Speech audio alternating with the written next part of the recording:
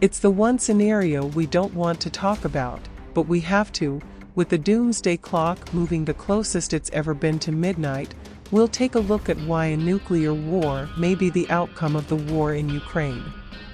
During the Cold War, both the United States and the Soviet Union suffered humiliating losses in foreign wars in Vietnam and Afghanistan.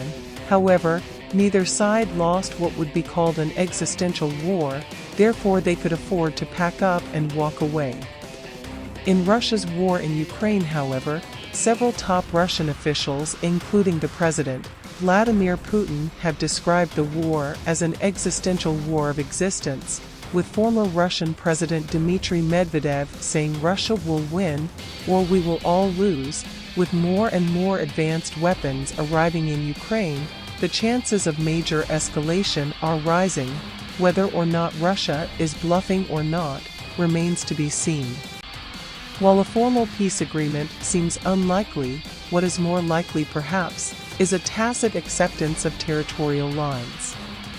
After the Korean War, a demilitarized zone was set up between the two countries, and both sides unofficially agreed to end the fighting.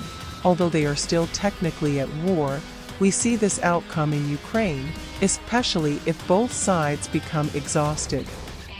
As of the making of this video, rumors are abound that Russia may soon launch a major renewed offensive on Ukraine, with rumors of an advance on Lviv to cut off Western weapons supply, and a potential push towards the capital Kyiv.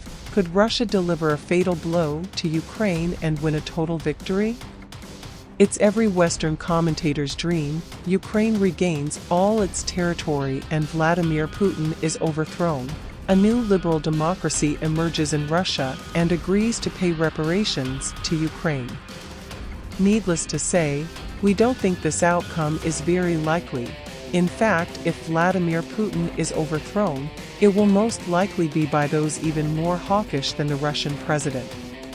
If you have been paying attention to Russian media, rumors swirl that President Zelensky will soon be overthrown by his military, who will then surrender to Russia. While Ukrainian military leaders may not always agree with their president, we think the chance of his overthrow is unlikely. Please subscribe for more updates on this topic and more.